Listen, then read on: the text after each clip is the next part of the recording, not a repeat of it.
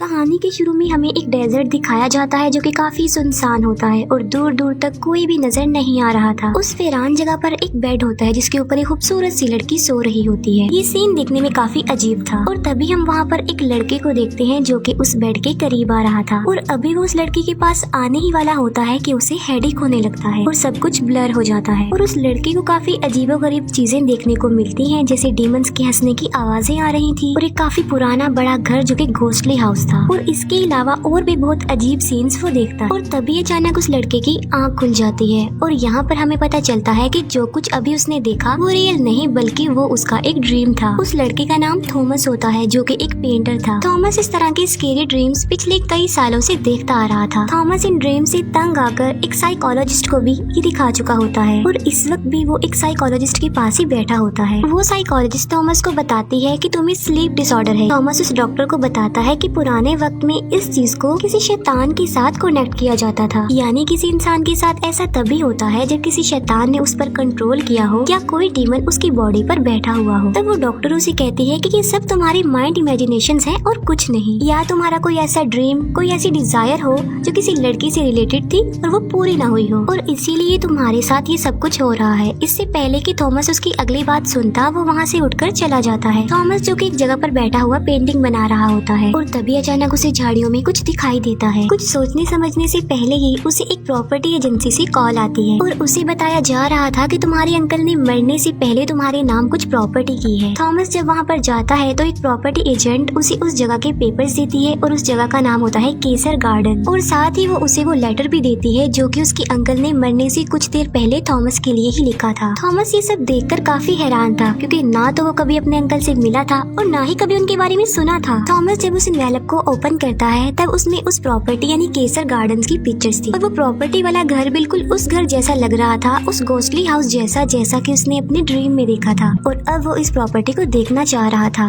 Thomas वहाँ से चला जाता है और अपने घर में आ जाता है और घर आकर वो अपने अंकल का वो लेटर पढ़ता है। उस लेटर में लिखा हुआ था कि मुझे काफी दुख है कि मैं तुमसे कभी भी नहीं मिल पाया हूँ और हमारे ना मिलने के पीछे रीजन मेरी मदर और ग्रैंड मदर है, लेकिन शायद उन्होंने भी बिल्कुल ठीक किया क्योंकि हमारी फैमिली सदियों से केसर गार्डन से कनेक्ट है और दुख की बात ये है कि केसर गार्डन के मेल्स कर्स्ड हैं। उस लेटर में इस बात का तो जिक्र नहीं होता कि वो कर्स्ड किस किस्म का था और कुछ रूल्स हैं जिन्हें फॉलो करना तुम्हें जरूरी होगा और क्योंकि तुम केसर्स ब्लड लाइन हो तो तुम वहाँ के किसी भी डोर को ओपन कर सकते हो, वो भी अपने ब्लड के साथ। और उसे वार्निंग देते हुए लिखा होता है कि एक जगह ऐसी भी है जहाँ तुमने नहीं जाना है और वो बेसमेंट है, तुम्हें मेरी बात का बिलीव करना होगा और वो जगह तुम्हारे फायदे के लिए ही बंद की गई है। थॉमस केसर गार्डन जाता है। अब क्योंकि उसके पास कीज नहीं थी तो वो डोर तोड़कर अंदर चला जाता है। वो घर काफी क्रीपी लुक दे रहा था और काफी पुराना था और वहाँ पर जगह जगह पर स्कल्स और डमीज थी जो कि काफी डरावनी नजर आ रही थी।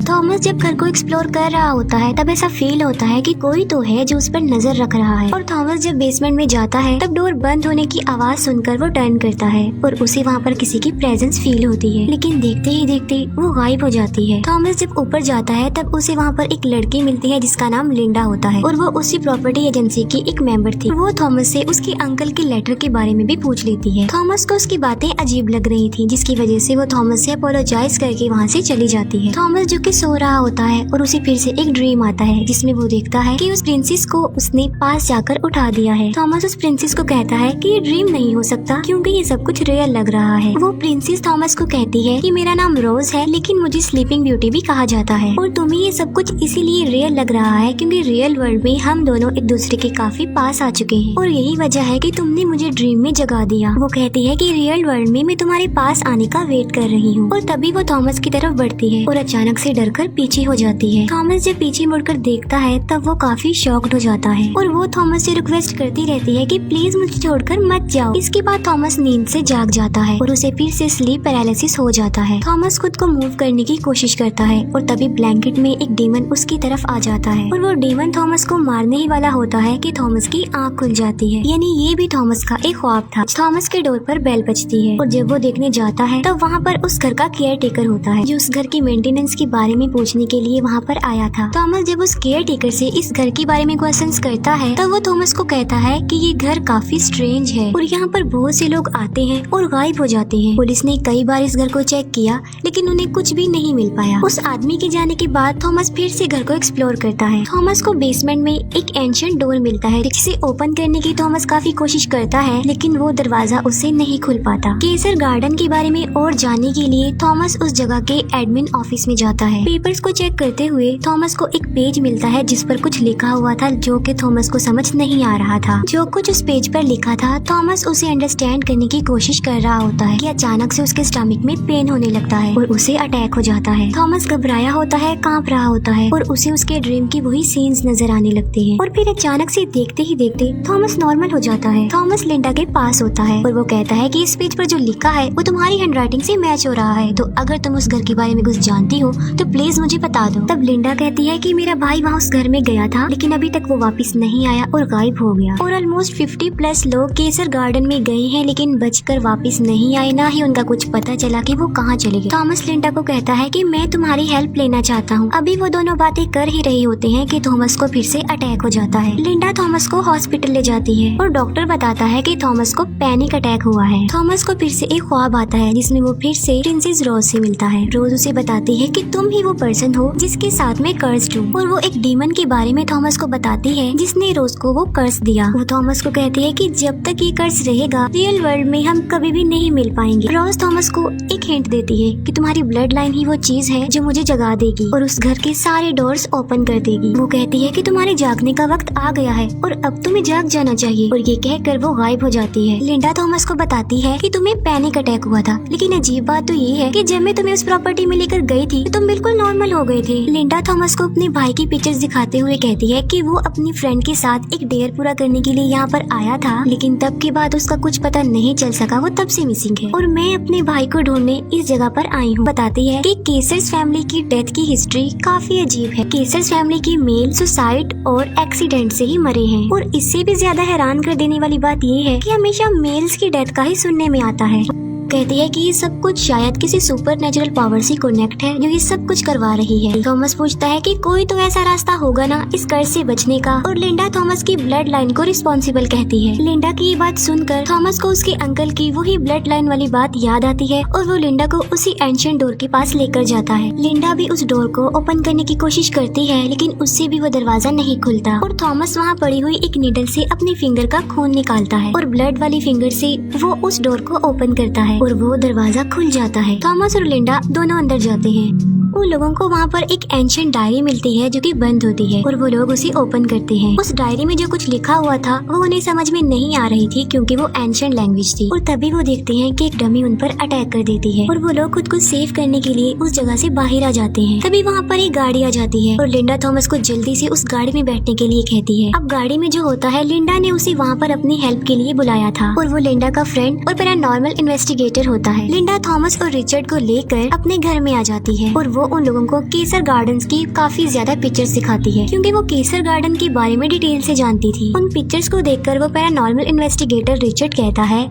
कि इन स्पिरिट्स को लोग आमतौर पर डीमन या डेविल्स कहते हैं और कुछ इंसान इन पर बिलीव करते हैं और कुछ नहीं करते और असल में ये हमारे आसपास ही रहते हैं। रिचर्ड थॉमस को कहता है कि तुम केसर गार्डन से लिंक्ड हो, इसी वजह से वो किसी भी शक्ल में तुम्हारे सामने आ सकते हैं। लिंडा रिचर्ड को बताती है कि थॉमस उस प्रॉपर्टी से कनेक्टेड है, तो अगर वो ज्यादा अरसा उस प्रॉपर्टी से दूर रहेगा तो वो मारा जाएगा। थॉमस रिचर्ड की बातों को अजीब समझते हुए वहाँ से बाहर चला जाता है और वो अकेला ही उस एंशिएंट डायरी को देखने लगता है। एक पिक्चर देखकर थॉमस को कुछ याद आता है और वो वापस लिंडा और रिचर्ड के पास आता है। वो कहता है कि मैं उस प्रॉपर्टी से कनेक्टेड नहीं हूँ बल्कि मैं प्रिंसेस रोज से कनेक्टेड हूँ और वो उन लोगों को अपने ड्रीम्स और प्रिंसेस रोज की बातें बता देता है। वो रोज और उसकी कन्वर्सेशन के बारे में बताता है और कहता है कि जब मैं फर्स्ट टाइम इस प्रॉपर्टी में आया था तब उसने पहली बार आंखें खोली। थॉमस कहता है कि अगर हम प्रिंसेस रोज को ढूंढ लें और उसे जगा दें तो उस स्पेल के साथ साथ वो कर्स भी खत्म हो जाएगा। रिचर्ड कहता है कि मुझे इस एंशिएंट डायरी की राइटिंग और उसकी लैंग्वेज समझ में नहीं आ रही है और इसको अंडरस्टैंड करने के लिए हमें लिंडा के फ्रेंड के पास जाना चाहिए और वो लोग लिंडा के फ्रेंड के पास जाते हैं। असल में लिंडा के फ्रेंड के पास एक सॉफ्टवेयर था जिसकी हेल्प लेकर वो किसी भी लैंग्वेज को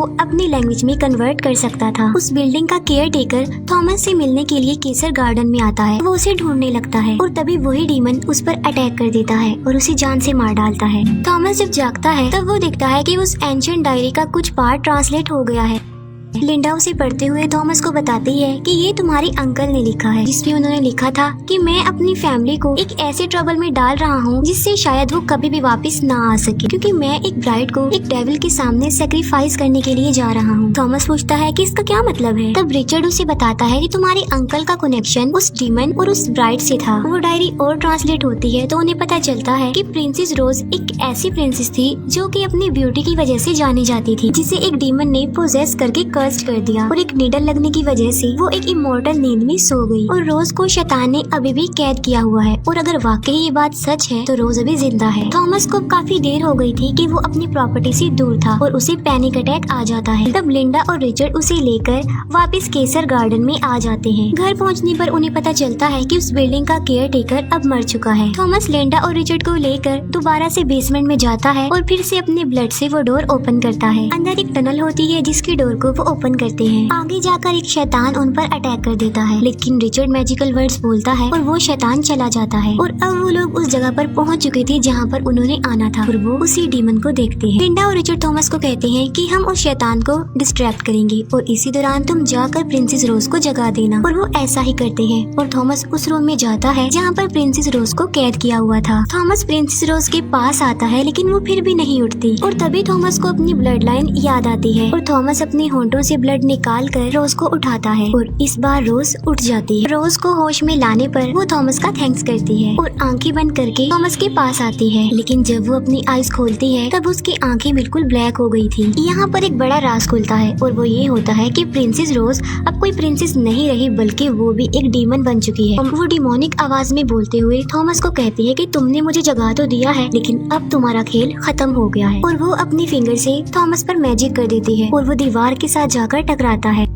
रोज थॉमस को कहती है कि मैंने तुम्हारे लिए बहुत कुछ सोचा हुआ है। यहाँ पर अफसोस की बात ये होती है कि थॉमस इतनी स्ट्रगल जिस लड़की के लिए कर रहा था, यानी जिसे वो अपनी ड्रीम गर्ल समझ रहा था, वो कोई ड्रीम गर्ल नहीं बल्कि वो एक डीमन थी। रोज को बाहर उसी डीमन की आवाज आती है और वो उस डीमन को मार डालती है और उसका दिल निकाल लेती है। थॉमस इंजर्ड था और वो बाहर आता है और कहता है कि रोज एक डीमन है, उसे मार दिया जाए। लिंडा रोज को स्टैब करने लगती है तो रोज उसका गला पकड़ लेती है और वो ऑलमोस्ट उसे जान से मारने ही वाली होती है, लेकिन नहीं मारती, वो उसे छोड़ देती है। रोज उन्हें टॉन्ट करवाते हुए कहती है कि मैं नहीं चाहती कि तुम इतनी जल्दी मर जाओ, क्योंकि मैं तुम्हें वो सब कुछ दिखाना चाहती हूँ जो मैं करने वाली हूँ। तभी रोज थॉमस को देखते हुए एक लंबा सांस लेती है और ब्लैक स्मोक उन दोनों को उड़ाकर वहाँ से ले जाता है। फिर हम लिंडा के फ्रेंड को देखते हैं जो कि उस डायरी को अपनी लैंग्वेज में कन्वर्ट करके पढ़ रहा होता है और यहाँ पर उसे केसर फैमिली के कर्स का पता चल जाता है। असल में केसर फैमिली के मेल्स का जो ब्लड है वो डीमन को बहुत पसंद होता है, यानी डीमन सिर्फ केसर मेल का ही ब्लड पी सकते हैं। और केसर फैमिली के मेंबर्स की पहचान ऐसी होती है कि पहले उन्हें स्केरी ड्रीम्स आते हैं, फिर उन्हें डीमंस की आवाजें सुनाई देती हैं और पैनिक अटैक्स होते हैं। और वो सब कुछ जो थॉमस के साथ भी हो रहा था। और केसर मेल को इस बात का ख्याल रखना है कि वो कभी भी किसी डीमन से कनेक्ट ना हो। और उसमें ये भी लिखा होता है कि डीमन इस कर्स को कयामत लाने के लिए भी इस्तेमाल करेंगे, यानी जब इस दुनिया का दी एंड हो जाएगा। फिर हम देखते हैं कि रोज थॉमस को लेकर एक ऐसी अजीब सी जगह पर आ जाती है जो कि दुनिया से काफी दूर होती है। रोज थॉमस का ब्लड और अपनी पावर को इस्तेमाल करते हुए कुछ मैजिकल वर्ड्स बोलती है और कहती है कि जल्द ही सब डीमंस जाग जाएंगे और ये सारी दुनिया खत्म हो जाएगी और कयामत आ जाएगी। और इसी स्पेल के साथ ये मूवी यहीं पर एंड हो जाती है। Thanks for watching.